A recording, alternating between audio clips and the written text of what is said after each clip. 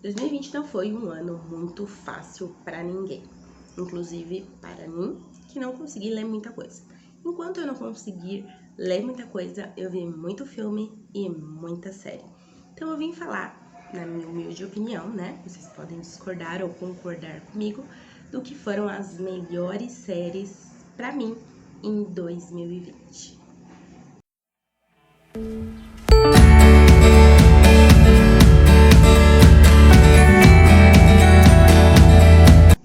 Olá, amantes da leitura, meu nome é Jéssica, esse aqui é meu canal Escrita Pena e hoje eu vou falar aí das que foram aí as melhores séries pra mim, na minha opinião, em 2020. Talvez nem todas sejam aí lançamentos ou séries super aguardadas ou alguma coisa assim, mas foram as séries que eu vi em 2020 e que marcaram aí o meu 2020 que, como eu disse, não estou conseguindo ler muito. Então eu optei por ver filmes de série, que era uma coisa que, enfim, estava sendo mais fácil pra mim. Estava fazendo ali uma pesquisinha básica ali por séries que tratassem de magia, de bruxaria, de criaturas mágicas de uma forma geral, e acabei me esbarrando com The Magicians, que era uma série que eu já vinha querendo ver há um certo tempo, mas que eu encontrei no Prime Video, que é o serviço de streaming da Amazon. The Magicians vai falar aí sobre, é como se fosse, né, um Harry Potter para adultos, vamos dizer assim, porque ao invés deles irem para uma escola de bruxaria, uma escola de magia, eles vão ali para uma faculdade, né, a Break Bills, que é uma faculdade onde eles aprendem magia. Enfim, nós temos o personagem principal, que é o Quentin, que ele sempre foi fascinado por esse mundo da magia, por esse tipo de coisas, e ele acaba descobrindo que, enfim, a magia é real, que ela realmente existe, quando ele é meio que cotado como um dos alunos que tem a chance de ingressar em Break Bills. Ele faz ali uma determinada prova, faz uma determinada ali demonstração ali para os professores e ele passa. Então, ele se torna um aluno de Break Bills, enquanto a sua melhor amiga, a Julia, ela não passa e ela não aceita isso muito bem e que vai ser uma das coisas que vai pesar ali na balança durante a série. Eu vi a primeira e a segunda temporada, que é o que está disponível no Prime Video, e eu gostei bastante dessa série. É uma série bem interessante, se você gosta desse tipo de assunto, se, enfim, se você quer estudar ou se você realmente só quer ver, só quer se divertir. É uma série com conteúdo um pouco adulto, então talvez não seja muito aconselhado para menores de 18 anos, né?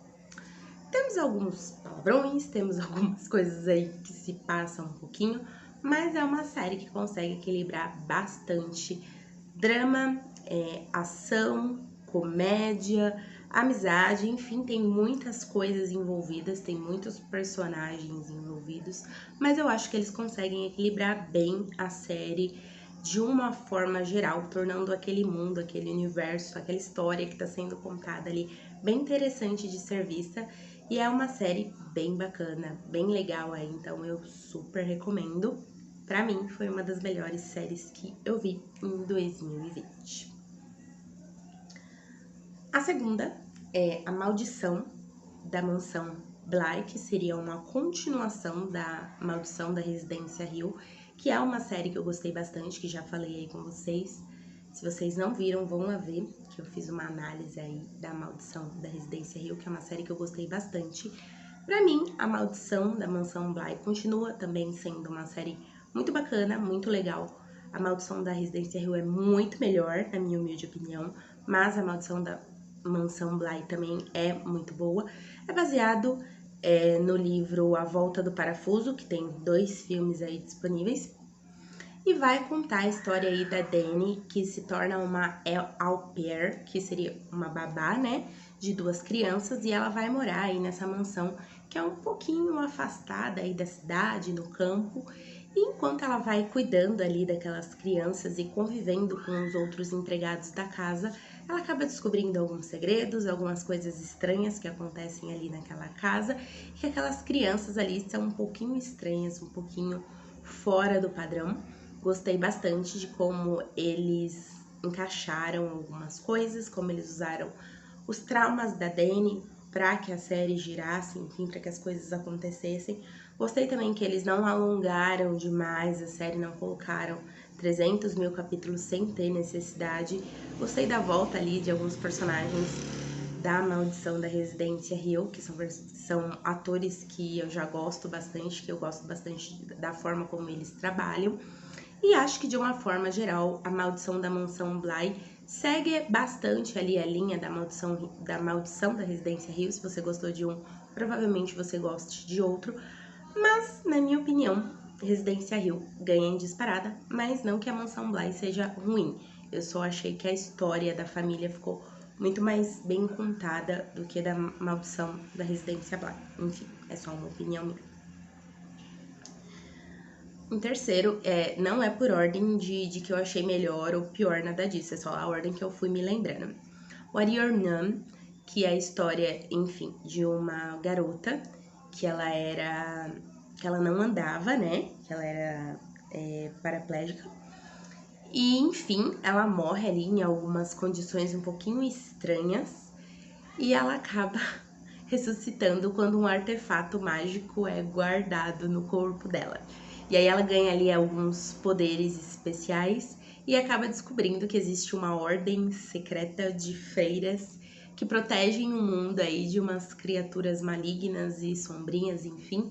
E ela precisa aprender a lidar com esses poderes, mesmo porque ela não queria ter esses poderes, não queria ser salvadora, não queria nada disso pra ela. Ela só queria ter uma vida normal, que ela nunca teve, porque ela sofreu um acidente quando ela era criança, né, ali com os pais dela. Enfim, ficou meio que presa num orfanato longe do seu país aí, né? Muitas coisas acontecem com ela.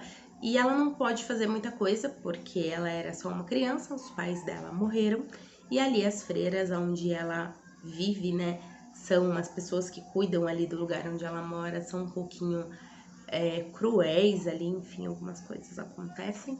Mas de uma forma geral, What You're Numb é uma série bem divertida, meio teen, na minha opinião, mas é uma série que, enfim, se propõe ali a contar uma história rápida, né? Não tem ali grandes coisas, né?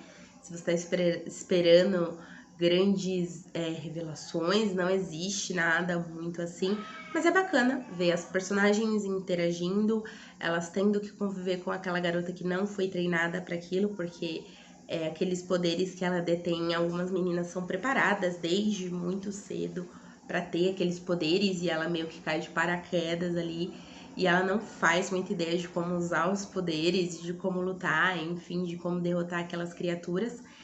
E é bem interessante ver essa história de que ela não nasceu para aquilo, ela não queria nada daquilo, ela só queria ter uma vida normal e ela acaba meio que herdando sem querer aqueles poderes e toda aquela responsabilidade de cuidar de pessoas que meio que nem estão nem aí pra ela, né? Nem fazem ideia da existência dela, porque essas freiras trabalham nas sombras, trabalham sem ninguém saber que elas existem. Mas é uma série bem legal, bem divertida, tem na Netflix.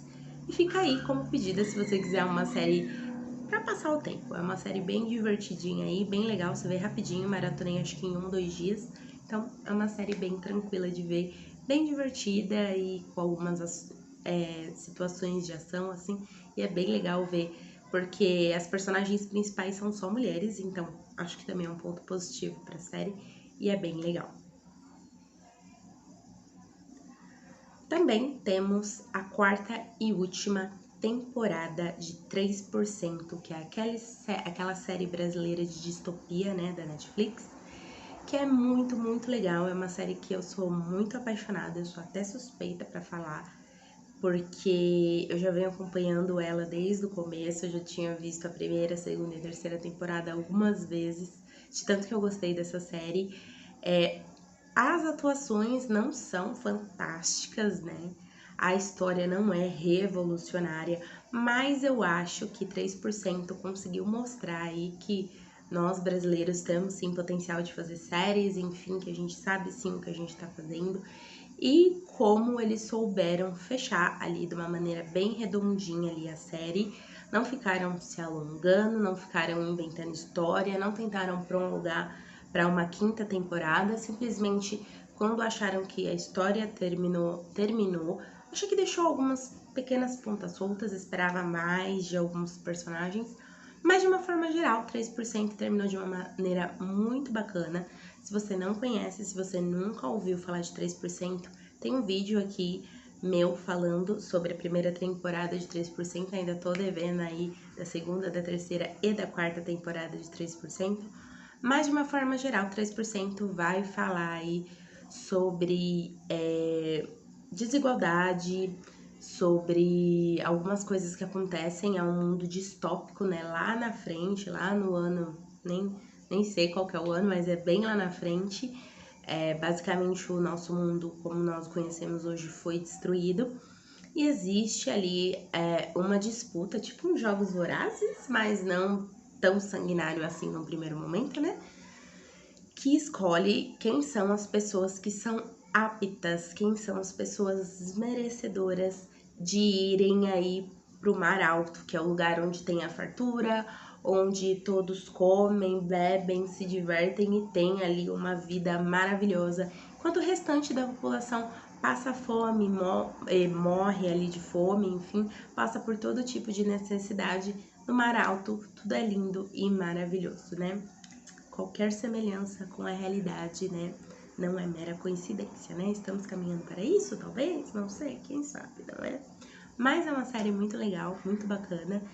E recomendo aí, se você ainda não viu, se você não faz ideia, se você estava em Nárnia e não faz ideia do que eu tô falando, vai lá ver meu vídeo e depois vai lá ver a série, porque é muito boa, vale muito a pena. Temos também outra série brasileira, Onisciente, que vai aí contar sobre um projeto, um experimento, né, que ele, não sei se posso dizer assim, que eu não tenho certeza, mas eu acho que é São Paulo, faz um tempinho que eu vejo, gente, desculpa aí, mas vou deixar aí os links tudo bonitinho pra vocês verem sobre todas as séries, tá, se vocês quiserem depois. Enfim, eles fizeram um experimento numa determinada cidade ali, e eles colocaram câmeras e todas as pessoas são monitoradas. Todos têm como se fosse um pequeno robozinho ali, que ele grava você e ele, enfim, ele fica com você ali o tempo todo para poder te monitorar 24 horas por dia, 7 dias por semana, sem interrupção. Então você fica com aquele robozinho ali do seu lado te filmando, um mini drone, né? Que fica com você o tempo todo momento da sua vida, não importa o que você esteja fazendo.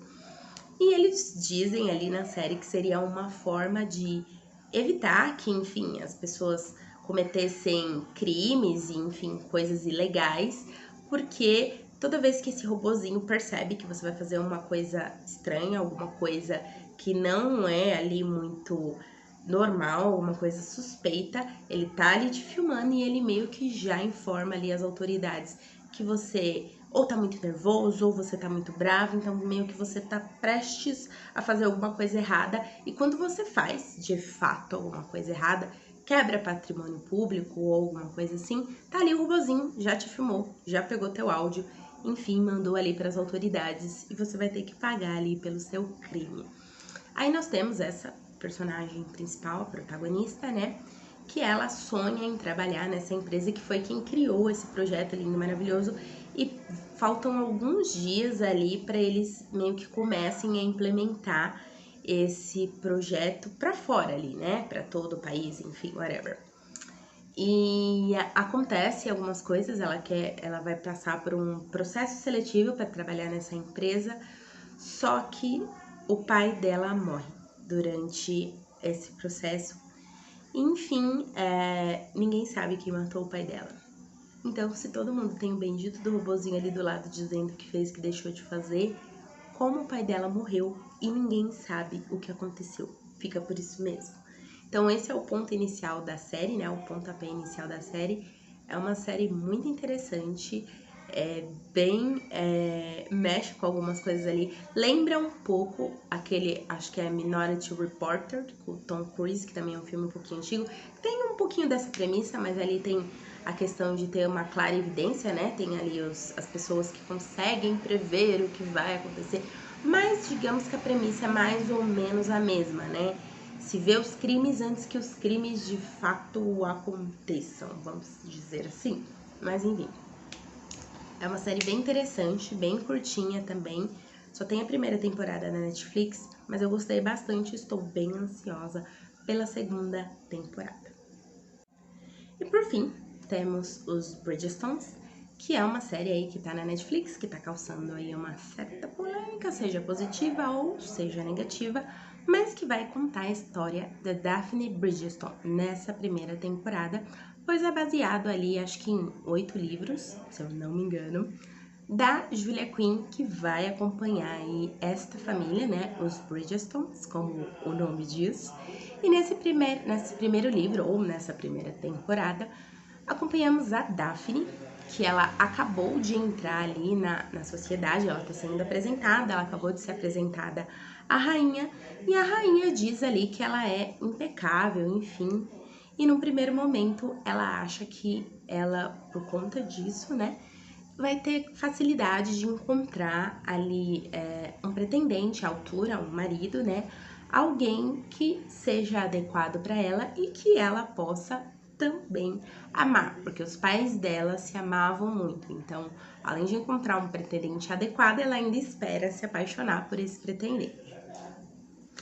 Então, eis que o caminho dela e o caminho de Simon Basset, não sei como se pronuncia, o Duque, se encontram e ele ali tá desesperado para fugir ali das atenções das mães e das filhas solteiras que desejam a todo custo agarrar ele para se casarem, porque ele é um solteiro ali muito cobiçado.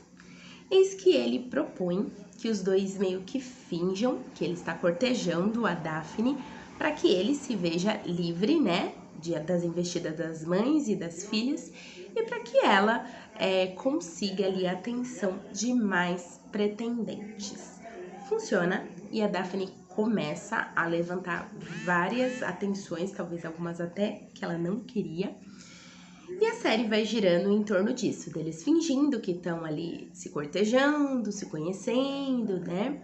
E aos poucos, os dois de fato vão se apaixonando e vão se gostando.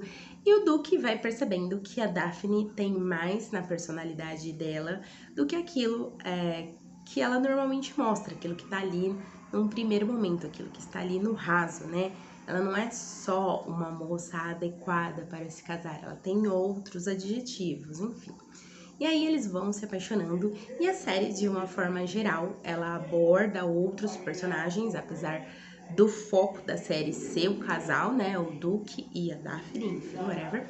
Ele foca em outros personagens que também são bem interessantes e são bem engraçados também. A série, de uma forma geral, é muito engraçada. Tem ali a parte de drama, né? Porque acontecem algumas coisas que eu não vou dizer que é spoiler. Mas também é uma série muito engraçada, muito divertida. E é muito bacana ver uma série de época. Eu, particularmente, sou apaixonada por livros de época. Tinha começado a ler o Duque e Eu, da Julia Quinn, mas eu achei a história um pouquinho arrastada. Gostei muito da série, muito, muito de verdade. Pretendo ver as próximas, apesar de várias polêmicas aí dos mais diversos tipos, porque foram mudados os personagens, alguns personagens que não deveriam aparecer já apareceram, alguns segredos que não deveriam ser revelados já foram revelados. Mas pra mim, que não li o livro, pra mim tá tudo ok, tudo ótimo. Aprovei bastante a adaptação, apesar de não ter finalizado o livro. Não sei se eu vou querer ler o livro, muito mais por conta de algumas polêmicas que eles suavizaram na série. Enfim, gostei bastante, é uma série que eu curti bastante, então se você gosta de séries de época, se você gosta de livros de época, certamente que os Bridgerton é uma série que você vai gostar. Então é isso, galerinha, espero que vocês tenham gostado do vídeo de hoje, dessas minhas dicas de série aí, as melhores séries que eu vi em 2020, eu vi algumas aí, e vai aí uma dica bônus de uma série que eu já falei, mas vamos colocar aqui também, porque nós gosta de fazer isso, que é a série Betal, que é uma série indiana e que vai falar sobre zumbis. Só isso já me faria ir correndo ver do que se trata a série. Tem um vídeo aqui e eu vou deixar aqui no link da descrição com mais detalhes, comigo falando muito mais sobre essa série. Se vocês quiserem deixar dicas de série aí também, deixem aí nos comentários. Se vocês quiserem sugerir temas para futuros vídeos, deixem também nos comentários. Vão lá nas minhas redes sociais também acompanhar o que eu ando fazendo lá. Eu sou muito mais ativa do que aqui no YouTube. Ainda mais porque o YouTube faz algumas coisas que me deixam um pouquinho chateada, mas enfim, deixa pra lá. Pedi pra vocês curtirem o vídeo, compartilharem com seus amiguinhos, né? Enfim, pra me ajudar que esse vídeo vá mais longe. Então é isso, galerinha. Muito obrigada. Tchau!